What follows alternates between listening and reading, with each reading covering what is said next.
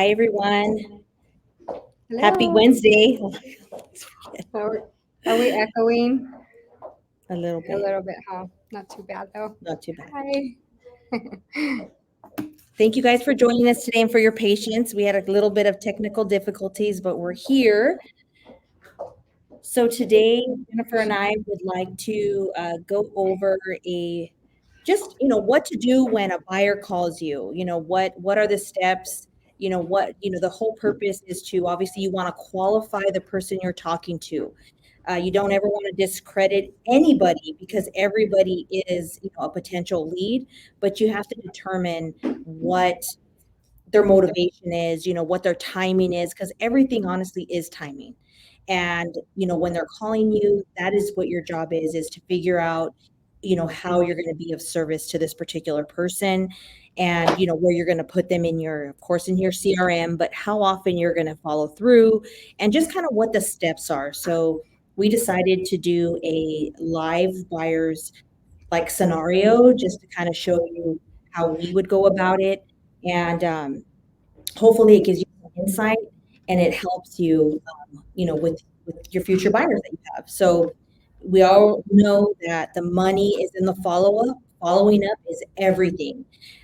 Don't think that you're going to get a phone call and you're going to instantly get a paycheck. We wish, right? But it's not that easy. So it's always about following up, and how good you become at your follow up is going to determine your success in real estate. So let's get started. Here we go. Okay, so basically, we're going to give you an overview of what we're doing. So I am actually driving down Riverside Avenue and I'm calling Jennifer off a sign. And the reason we decided to do it as a cold lead instead of a referral is because we tend to get a little bit more relaxed with the referral. We figure, oh, it's a referral, so we kind of already have it, right? You shouldn't get comfortable with anybody because you'd still have to earn each and every person's business that is sent your way. So don't ever do anything less for family, friends, or anyone else. You need to show up as a professional each and every time. But we decided to do, like I said, a cold lead because it's even harder sometimes to even, get them to work with you because a lot of times they'll call you, but they've already either started talking to someone else or they know someone in the back of their mind who they would call when they want to buy. But you need to impress this person. They need to feel that they're going to have a better experience with you, because maybe, and I hear this all the time, especially when I do open houses, I hear buyers say, "Oh, my aunt or my friend or this or that person has a license, and they said just find the house I want, and they'll write up the offer." Wow, that's really not the experience they should be having. So again, it's up to you to show them what it would be like to work with you. So here we go. So yes, we're gonna go through the buyer script that you see on the screen there. This is a good guideline. As you get better at talking to buyers, you'll personalize it a little bit more. I'm going to do my best to stick to the script for you guys. It's what I learned from and how to guide my conversations when I do get that phone call. But we'll hit all these points one way or another. So let's go. Okay. Ring, ring. This is Jennifer. How may I help you? Hi, Jennifer. Yes, this is she. Hi, Jennifer. I actually just saw a sign on a house that's for sale in Rialto on Riverside Avenue, and I was just wanting some information. Is that home for sale? Yes, that home is for sale. It's still available. Who am I speaking with? My name is Cassandra. Hi, Cassandra. Nice to meet you. Thanks for calling. I want to just ask you a couple of questions. So, are you currently looking to buy a home? Well, we've been renting for the last 10 years. My husband just got a promotion, so we're thinking maybe we might be able to. We really don't know. My sister's best friend is a realtor, and she said to give her a call when we were ready, but I just was driving by and saw this, so I just wanted to call. Okay, great, great. So, you said you're renting, so you do not have a home to sell before you purchase. Is that correct? Right. Okay. And how soon are you going to leave? No, we're month to month. Like I said, we've been renting for 10 years, and I mean, we really don't pay a lot of rent. So we just want to see like what, what it looks like. Okay, okay. So how soon would you like to be in your very own home? I mean, if it lines up, I would say tomorrow. Well, that's great, great. So, and how important is it for you to have home ownership? I think it's very important, something that we've wanted, but didn't know it was within our reach. So yeah, it's very important. Great, great. So, what would happen if you didn't find a home that you were willing to purchase? We'd probably just stay where we are. Okay, well, what I would do typically is I would like to have you guys come in. Would it be just you purchasing the home by yourself, or would it be someone else as Uh, well? my husband and I. Okay, great, great. So, what we do is first thing you have to do before even looking at a home is getting pre-approved. And what I would like to do is have you come into my office. We're located in Ontario, and I would love to have you come to the office and we can talk a little bit more about the buying process. How does that sound to you? Are you available in the evening? Yes, yes, I am available in the evenings. What time are you thinking? 7? Tonight, would you like to come tonight, or would Friday work better for Probably Friday. you? Okay. So what I would like to do is have you come into the office. We will sit down. We'll talk about your goals. We'll talk about what home ownership looks like for you. Just as I have you on the phone, why don't you help me visualize what your new home would look like for you? How many bedrooms? What city? What? Just to give me an idea of where your mindset is at. Well, we live in this area where this house is. We like it because our kids are in school here. But I definitely could see us. We need a 3 bedroom at least, 2 bathrooms. Single story is preferred. I mean, that's all I can think of right now. Okay, so at this point, I'm taking all notes. I'm taking notes about this client, what they're looking for. Of course, they called in on a sign on a home, but obviously they're not ready to purchase. So what I'm trying to do is to get them to be ready to purchase. That's why I'm jumping to try to get them into an appointment, just to let you guys know. I know I didn't go through all the questions exactly how they are on the buyer script. Again, it's a guideline to ask questions. And sometimes when we start asking too many questions, people get put off. So you want to gauge your conversation based on who you're talking to, how they're responding to you. Obviously, this caller is very open to what very open to talking to me, obviously very open to come in for an appointment. It's the best kind of call we want. So now we're going to jump into actually the appointment. Now we're Hello? here. Hello, Hello? Jennifer? Just kidding. No, just kidding. So we're talking about the buyer's consultation. This is just the initial call trying to set the appointment, right? The whole point is to get an appointment because when we get a phone call, you want to get in front of the person so that they can come, they can know the buying process, and they can see that you are the expert and you are the one, not their aunt or their friend's cousin or whoever it is that is going to help them obtain that home ownership. Yes. So So what we do typically do at this point, and I know you guys, most agents are newer, or this is why systems in place are important. So as soon as you schedule that, that appointment with them, go into your CRM. We use Follow Up Boss. So when we go into Follow Up Boss, we immediately, we ask them for their information, obviously, and then we're going to input the information, their name, their email, the most important, and phone number, and we will send them an appointment through Follow Up Boss. It looks very professional. It looks very clean, and also you can decide to send a short video, or you can send it just a detailed, email on what they should bring and what to expect during that appointment. So that way that excites them, just letting them know, thank you so much for reaching out. I'm so excited to get you started on your buying journey. This is what you can expect during the appointment. And they're excited to come. You'll have less likely of them canceling because they're going to commit to it because, like I said, they're excited. You have to understand that once they hang up, you know how it is. They're excited. So they're going to tell the first person they can, guess what? We're going to go meet someone.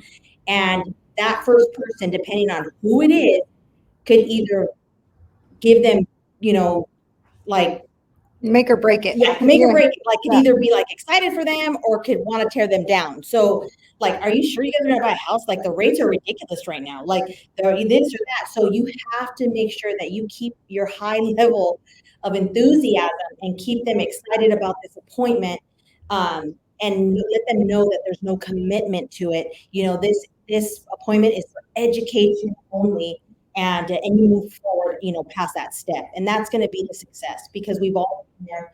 We've tweaked what we did and how we spoke to these people because we saw that. I'm telling you, as soon as they hang up, they're going to talk to whoever, and then they're at work or whatever. And unfortunately, there's people around you that don't own homes, and so because they can't do it, they don't want you to do it. I mean, it's the reality. But so you just definitely want to make sure that you show up as a professional. And the beauty of it too is they're going to share this, information with whoever. So now, like I said, once she sends that, now we're going to head into the appointment.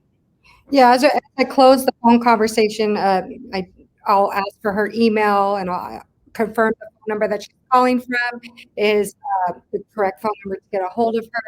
And I actually do have a video series that I send to buyers. So after that phone call, I would send them a video, just remind them of their appointment time. I definitely do say, don't this appointment. I always tell them this appointment doesn't commit you to anything, but it's an educational appointment so you can make your next decision. So you can move in the direction of home buying so that they don't feel too pressured. Like I go in, I buy a house, and it doesn't work that way. So that's how I would close the conversation. And then now, yes, we're at the appointment now Friday, 7 p.m. The CRM will send them a reminder of their appointment, I think 2 hours before. All Boston's about 2 hours before. So it's really important to have your CRM and all that system set up because, again, the follow-up is where you stand out. So as I get here to the office, Cassandra and her husband, what's your husband's name, Cassandra? Mike. So Cassandra and Mike get here to the office. We have here in the office a client intake sheet. We don't have it here, but they'll fill it out, their name and address and kind of the areas they're looking for, just so I have an idea of what their goals are. Although we spoke about it on the phone. Yeah. You want them to visualize. Like, that's the important thing. You want them to imagine what home ownership, means to them and what they're looking for. A lot of times, they're going to shoot for the stars, and we already know. One of the questions on your buyer script is, what is your preferred payment?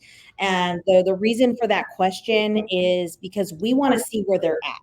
If they say, I want a $2,000 payment, well, have you heard Beyonce's song? This ain't Texas. So we have to see where they're at. We've got to meet them somewhere. So we know we're going to have a little bit more work, once they come in. So this is just all to prep you. At that point, I'm not going to say, oh, well, that's not going to happen. I'm just like, okay, we'll see, where you got to need to get something like that. Because again, remember, at this point, we don't know. They may have an inheritance. They may have a 401k. They may have certain things. So that's not the time or place to go into that. It's just for your knowledge, so and then especially when they tell you they want a 4-bedroom, 3-bath pool, they want the moon and the stars and everything else. So it's like, okay, what your work's going to look like, once you meet with them. So anyhow, I know we're kind of going, but things keep coming to my mind. Yeah, me too. Like the rent, I would probably have asked, okay, how much do you pay in rent? So I have a guideline of what their budget is now. And I would also, there's 2 different types of buyer consultations. Are they ready to meet with the lender, or do they just want to talk about the buying process, and then we go and they just want to get comfortable. And you'll gauge that when you're talking to them. Say, I can have my lender meet with us, or you can just come in and we can talk about it and then talk about the process, and then we can have a lender appointment. So a lot of times if they're willing to come in, they're willing to meet with the lender. And in that email that we send, we do send a list of the documents that the lender will need at that appointment. So let's just say that Cassandra is a motivated buyer. She's going to have all her documents. She's coming in, and she's just giving us all the information that we need. And not all calls are going to go like that, just so you know. So they come in, they fill out the intake sheet, and then basically the lender is with us. The lender does a lot of the talking at that time, of course. But if they are not with us, well, both. I guess both. We'll go through the buyer's book. So let's go through the buyer's book now. So when the buyers are here, we'll introduce our team. We'll tell them who we are, just give them a little bit of background so that they know that they're in hands of experienced agents and someone who can actually help them get the job done. Put my glasses on. So this page here, this is the full buyer's booklet that you can use with your buyers. And if you want to look at it, read it, we are going to send you the link to it after the class so you guys can personalize it on Canva for yourselves. And you want to go through this, don't stress about it. And you want to read points so that you know when you're meeting with your buyer. But these are the things that all buyers have reservations about. Do you want to go through each point? You can. Okay, so find a real estate agent who you can connect with. So we're telling the buyers you make sure they're connected with the real estate agent that they're working with. We want them to feel comfortable. We want them to know that we want them to be comfortable. Remember, there's no right time to buy. So a lot of times the buyers are like, oh, it's not the right time. Interest rates are up. And how do you get past those objections? You have to educate them. You have to kind of guide them to focus on the long term, not what interest rates are today. But we want to focus on what can you afford today? What is your payment today? And if we can make it work with interest rates being at 7%, will that stop you from buying? You have to put these questions on the buyers. And on the buyer script, there is some questions here that we would probably ask at the in-person consultation versus on the phone. Because sometimes when we get on the phone, we start asking too many questions, we won't get that appointment. We want them to feel comfortable. We want to remind them and, not to ask for too many opinions. So touched on that earlier. If they're talking to too many people, especially people who haven't bought a home in the current market, their parents who bought a home 30 years ago, we have to remind them that the market has changed since then. If they come in and say, well, my dad said it's not the right time to buy, or the houses are too expensive. Well, when did your dad buy? Your dad bought 30 years ago. Yeah, the houses are going to be more money than they were 30 years ago. So we have to always remain the expert. Except that no house is ever perfect. Don't try to be a killer negotiator. So this is a lot of times buyers want to tell us how to negotiate and how to write the offers. Again, being educated in the market is how you are going to win the buyer, how you are going to win your offers when you get there, because you need to know how to even, you have to know how to answer the buyer's objections. They want to tell you how to negotiate and say, well, I want all my closing costs paid for. Well, that's not the market that we're in. You have to let them know that what type of market we're in, what to expect in the market, so that they're prepared. And we're going to ask them that question that's here on the buyer script is, if we found your house, are you ready to buy? Are you ready to write an offer today? That is a big question. that you need to ask, because you don't want to be running around all over the place with a buyer who's really not ready to buy. So you want to set the expectation at this buyer's consultation that you're going out there to find the house that they say they want to buy. You're not going out there just to look at pretty homes or even ugly homes. You're not going out there for that. You are going out there to find them their home. If they're not ready to buy and pull the trigger, then we just need to wait until they are. Don't start taking people looking moves if they're not, if they're like, well, I don't know if I'm ready to buy. You want confident buyers, and that's where you want to spend your time. So that's what the buyer's consultation is for, is to determine their capability and their willingness to purchase a home. So I think we could go to the next slide. You want to add anything? No, I think that's good. Yeah, you just the Just go purpose through of this that. is education. You just want to educate them so that way they understand, you know, where they should be putting input, where they should, what the stuff they should be focusing on, and what they shouldn't be focusing on. I think those are the main things. So it would be important for you as the agent when you create your buyers um, uh, buyer book or whatever you call it, that you put in things that you feel are important for your buyers. Because this is just kind of like a generalized, Yeah. trying to go over everything, but you might realize that, hey, this is important that I say this in my presentation. So just keep in mind, this is just a generic template. So if you don't have one, to help you at least have something to give to your clients at their initial appointment. So, also, like Jennifer mentioned, you know, asking, oh, what are you currently paying in rent? This form can be changed.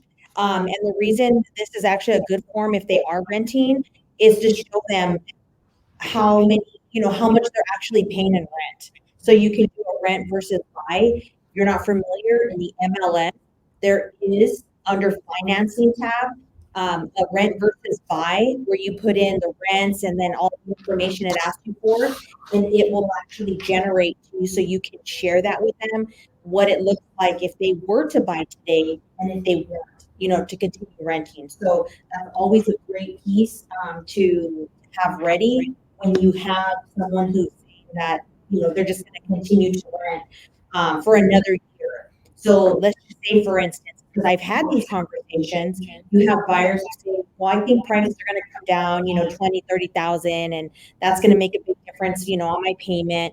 But they're paying $2,500 a month in rent. So if they wait another, you know, 12 months, you know, they're already paying almost what, 27, 28,000 in rent. So, but they don't look at it like that. So it's important to show them side by side what they're actually, you know, looking at, and the difference from, you know, the cost of waiting. We already know the cost of waiting. If you guys aren't familiar, again, go to the MLS. There's stats. There's a stats tab where you can create graphs and just information about, you know, the waiting. You know, you can go in there and do all. There's so many different things in there. So if you're not familiar with that, definitely get familiar with that, because that's going to help you provide facts to your client. Facts are important to buyers during this stage. Do you want to say anything about this? I guess I'll just piggyback really quick. Not only are on the rent, but you want to remind them of the appreciation, like of what the market has done in the past year or two, so that it's not only the rent you're spending money on for another year, but you're also missing out on the 5 to 10% appreciation that if you bought today that you're going to have in your home, you know, in a year from now versus renting. So it's not just the rent that they are losing money on, and you want to put that. You want to tell them that because you want them to see these numbers so that they can make better decisions.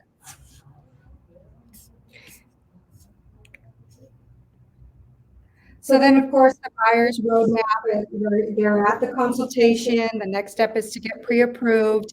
Once they're pre-approved, you know, at the buyer's consultation, we tell them, you know, once you're pre-approved, the fun begins. We start to be able to go look for your home. And that's at the consultation, that's where we get the bedrooms, the areas, if the areas that they're looking for, if they're pre-approval, is there a house that fits in that area, or we have to direct them and say, well, you might have to move, to another city, you might have to be open to it, or if it fits in everything that they want, all the boxes check off, they're able to afford the areas that they want, that we tell them, we start sending them home so they can see what the market's doing. That's what I do. I tell them, even if we're not ready for it today, I'm going to start sending you the homes in Rialto. You're not pre-approved yet for it, but I want you to learn the market. I want my buyers to be educated. I want them to know what they're buying and where they're buying and what that market looks like. So I tell them,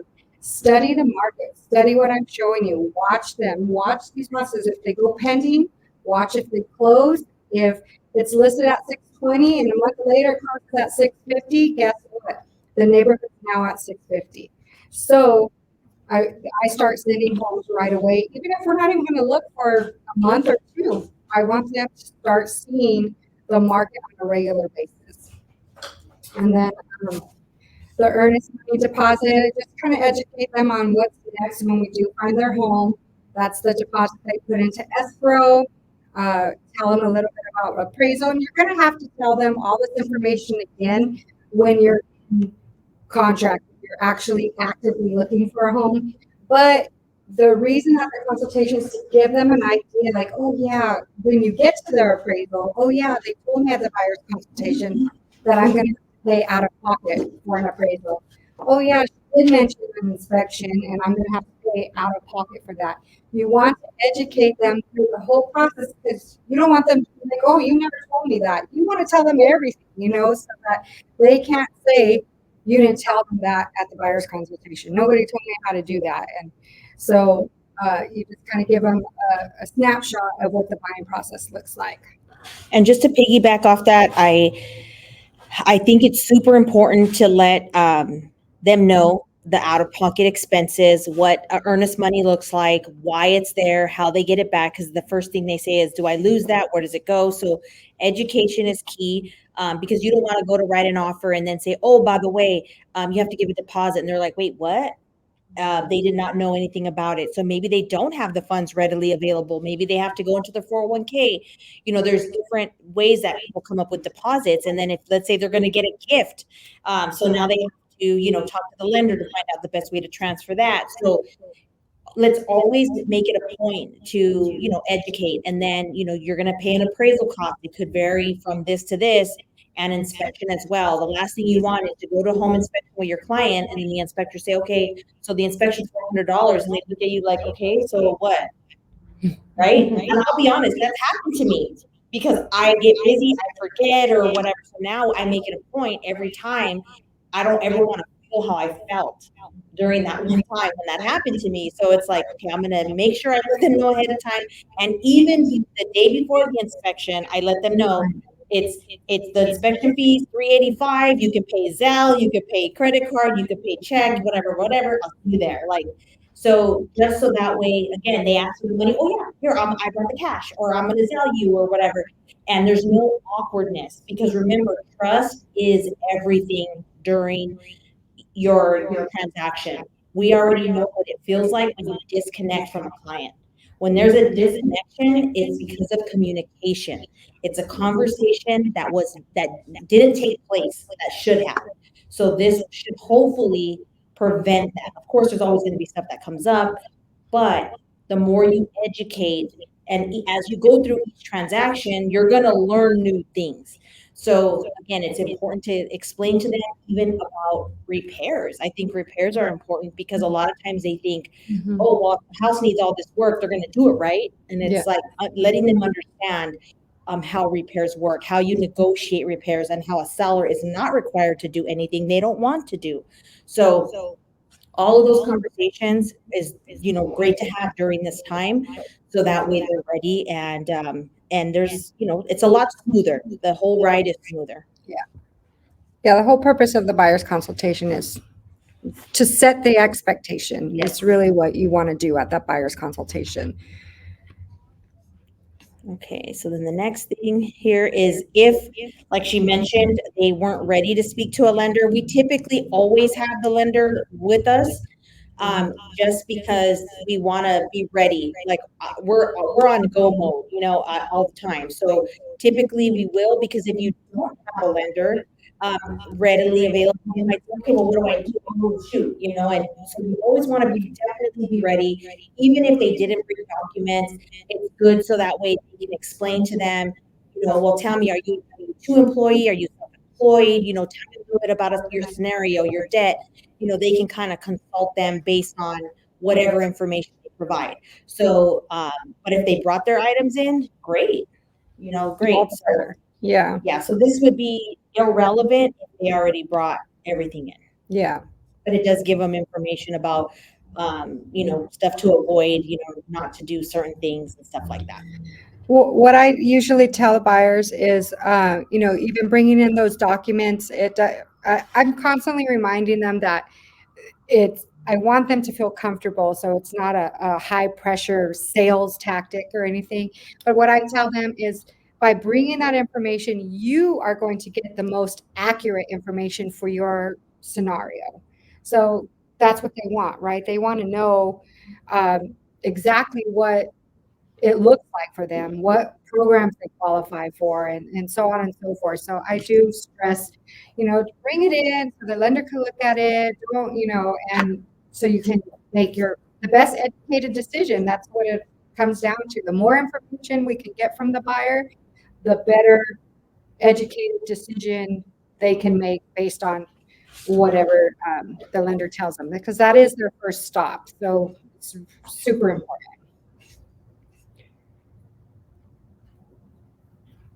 Title insurance. uh, so title insurance is a cost to the buyers. It is part of their closing cost, and we just explained to them that title insurance is to make sure that the title is transferred free and clear of any liens, any discrepancies, any clouds on the title. So I don't actually typically go over that on my buyer's consultation, but it is something that I do talk about when we kind of get into the offer or into closing costs. I do mention title insurance is part of the closing costs. And then we touched on the home inspections. Always, always, always um, recommend a home inspection. I think the only time that a home inspection is not done is maybe on an experienced investor or flipper. Sometimes they don't want home inspections, but for your typical buyer in a consultation, I do talk about a home inspection. Again, Sonia mentioned about the repairs. I do stress in my buyer's consultation that all homes are sold as is, and that's how the contract is written. All homes are sold as is. I say that several times in my buyer's consultation because I want them to know that depending on the type of market we're in, there was just a couple of years ago, we were in a market that no repairs were being done at all. So when we go to buy the home, we go to make an offer, you can get an inspection, and if it's a major repair, I'm still going to ask for I'm still going to ask for that repair if it's a major repair. But I let them know that a home inspection is only solely to find out if there are major repairs. It's not for the missing paint or the missing outlet. It's not for small items. I set that expectation because a lot of people use the home inspection period to back out if they're scared or they start nitpicking, and that's going to kill the deal and you're not going to be able to get a home. So I really, really do stress at the buyer's consultation about home inspections and what the purpose of them are. Yes. And here, you can provide them with several different options if you want to. You don't have to put anyone if you don't want to, but you can, send them whoever your people are. And then getting into the home warranty. Yeah, and then the home warranty is something typically a seller pays for. That is the standard how we write our offers. Again, it does depend on the type of market that we're in.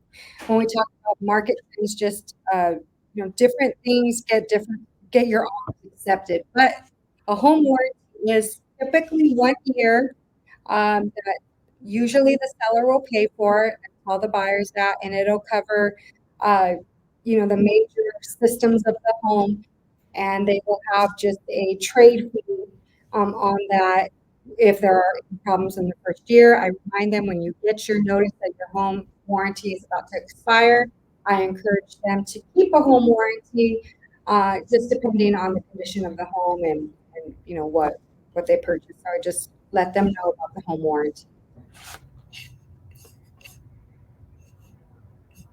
And then right there it tells you, what the home warranty basically, the basic home warranty covers. You can add a coverage on home warranties. We use Old Republic. There's a lot of home warranty companies out there. And again, as you build your business, you want to have all these different reps. You want to have your go-to home inspectors, a couple of them, your go-to home warranty people, because they're all part of your team and they help you when they help you with your clients. So you want to make sure that you have a home warranty rep as well. And then there's some moving tips for them. And again, this is a pamphlet or documents that they take home with them that they can read on their own, just what to expect during the home buying process. Remind them to set their services up and change their address and all these things that a lot of people don't think about. So we have at certain time points in the transaction when we share this information. But again, the buyer's consultation is just to give them an overview of what to expect when they are in the buying process. Yeah, so typically at this point, the whole purpose is just to give them information, get them, like I said, excited. Hopefully at this point they're ready to get their documents reviewed if they haven't been reviewed already, and kind of get them going. So after this appointment, let's just say, for instance, they're not ready, they didn't bring in their documents, then at that point we would schedule either another appointment or give them the information of where to send their documents again, so we can begin the actual pre-approval process. Or if we actually sat with them and now we saw that maybe their credit's too low, they don't have enough money down, or if there's a reason that it's going to hold them back from purchasing like today, um, again, a lot of agents, and I'm talking probably 90% of agents at this point will just say, okay, thank you for coming by, and never speak to them again. Like they feel like it's a lost cause, when in fact it actually isn't. These people are excited, they're motivated, they're probably a little bit disappointed because yes, who doesn't want, to not be qualified? But again, it's how you break it down to them, how you communicate with them, and give them a plan. That should be something between you and your lender where you have a plan for your client and say, look, this is what you need to do. Once you do this, and keep following up with them, put it in your CRM, make a task where you're following up, whether it's weekly, depending on what it is that you have to work on, weekly, every 10 days or whatever, just checking in and seeing how things are going. Because remember, life gets busy and they're not going to just go home and be able to do everything at once. It's, sometimes it's a lot. So just checking in with them, letting them see that you care, that they matter. And like Jennifer said, set them up at the MLS, seeing properties, so that way you're continuously showing up in their in their emails, so they see you and they remember, oh shoot, I remember I was supposed to do this, and let me do that. And then like I said, you're following up via email or text message or a phone call. Do you need my help with anything? Because remember, they also, you obviously want them to buy, but they may also be talking to other people who need to buy or sell. So you can receive referrals from people you meet one time. It happens. But again, it's not going to happen if you're not consistently following up. So I think that's, important. Set up a plan where you have, a follow-up procedure, so that way you don't ever, lose another lead.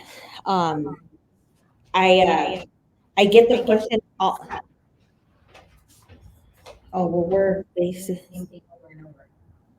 What do you Like mean? you just, it's on replay. You're saying words you're saying, it's on replay. It doesn't look like I'm live. Yeah, on the thing, you just keep repeating the same verse. It's weird.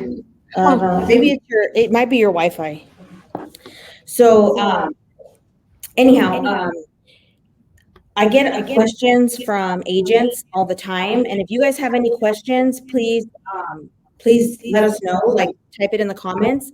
But I just wanted to go over some things that came to mind while Jennifer was speaking. So, a question that I get very often is, would you show a buyer if they are not pre-approved?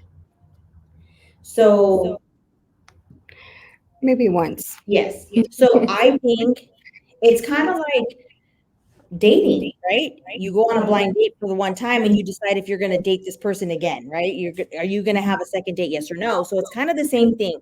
So going to meet them one time, I would definitely personally do it myself. And the reason why is because you want to build trust.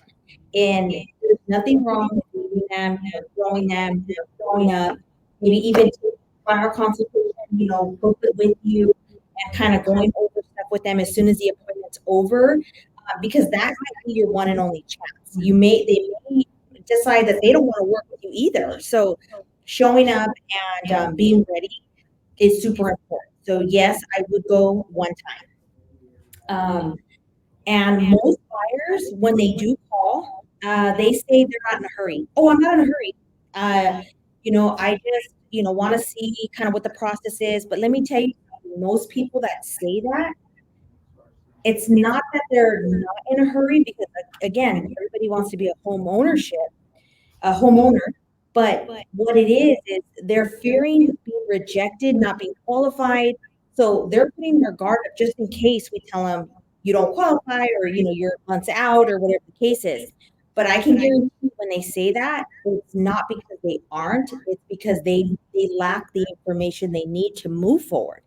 So don't ever let that discourage you because a lot of agents, again, we want instant stuff, but you have to plant those seeds so that way, things do come about consistently.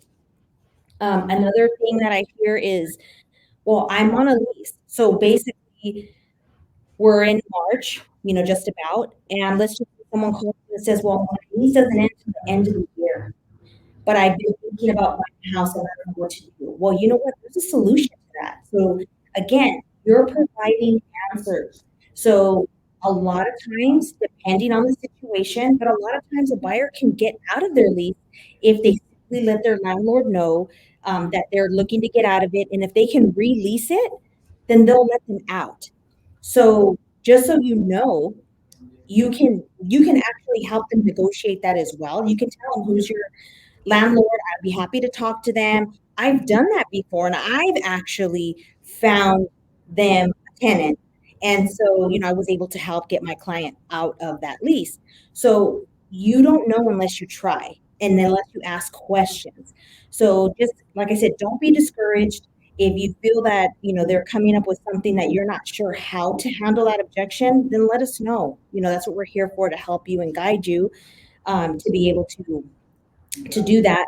But like I mentioned, there's a lot of opportunities. There's a lot of buyers out there, and I think a lot of them are fearful, because there is a lot of information that is put out, in the news and the social media, just everywhere. There's so much information, so that's why they really need to have someone or meet someone that they're comfortable with and that they trust, so that way they're going to come to you for the answers opposed to everybody else. So that's how I always look at it.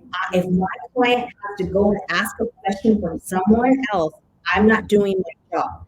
So that's why it's important for you to just overkill on information. So that way, if someone asks them, hey, did your agent say this? Oh, yeah, she did. She told me that this and this and this. Opposed to, no, she didn't tell me that. Oh, I didn't know that. And now they're thinking, what else did she tell me? So that's why the education is in my opinion, very important. And that's basically what a buyer's consultation is. We didn't do the whole conversation because a buyer's consultation is just a conversation. It's basically a conversation. You want to go back to the buyer script and in that conversation, build in those questions as you're talking to them. And it doesn't seem as invasive, question after question after question after question. You're just conversating, right? You're conversating. Oh, well, what is your, and you go through these questions. As you sit down and talk with them at your buyer's consultation. This is basically a conversation for the most part. And you want to let them do a lot of the talking because that's when you're going to find out most of the information. They'll start talking, oh, I'm going to get an inheritance. Oh, I have a 401k. You're not going to get all that stuff on your initial phone call. If someone's calling you from a sign, they don't know who you are. They're not going to tell you all that information. That's why you want to get them in front of you so they can feel that you are genuine and want to help them and you're going to help them and you're not there to make a sell just right away. You want to know about them and know about their goals and show them how you are the one who is going to help them achieve home ownership. So if anybody has any questions, let us know now. Do you guys have any questions? I have a question. Okay. Did you ladies say that we were going to get a video book of that and we were going to personalize it for ourselves? Yeah. Okay. Yeah, so we'll be sending you guys the link, and what you do is you just open it, and then if you have Canva, it'll take you to Canva, and then it's editable. do we need anybody's email, or do you want them to email Maria if they want it? If you want it, you can send your email. Otherwise, Maria basically sends it to all the agents. Oh, yeah, okay. So Yeah. So you're welcome, Facebook user. it's Maricela. Oh, you're welcome, Maricela. I know. So I hope you guys feel more comfortable. You're going to go through, we went through each page of the buyer pamphlet here so that when you are able to sit down with someone, you can talk about each page and you can talk about the process. Again, education is key. Some of my clients are so educated. I'm like, dang, you guys are good, and they're like, well, you educated me. You told me. So, when you make them feel empowered, then they are going to feel empowered and they're going to trust you and they're going to work with you. So you want to think of it as that I'm empowering this buyer that's sitting across from the table on how to buy their home. I am giving them all the information. You don't want to hold back anything. Like Sonia said, you don't want to get into the transaction and they say, oh, you never told me about this. So empower your buyers, empower them whether or not you think they're going to buy. It doesn't cost you anything to give away information. You become the expert. And that is what you want them to think, oh, I'm going to call Jennifer because she told me this. Oh, I'm going to call Gabriela. I'm going to call the person who's giving you the answers. And you want to give them the answers before they even have the questions, and that's what you're doing at the buyer's consultation. So good luck to you guys out there. Set those buyer's consultations and have a good Wednesday. Yes. Thank you guys as always for joining, and we'll see you next time. Bye.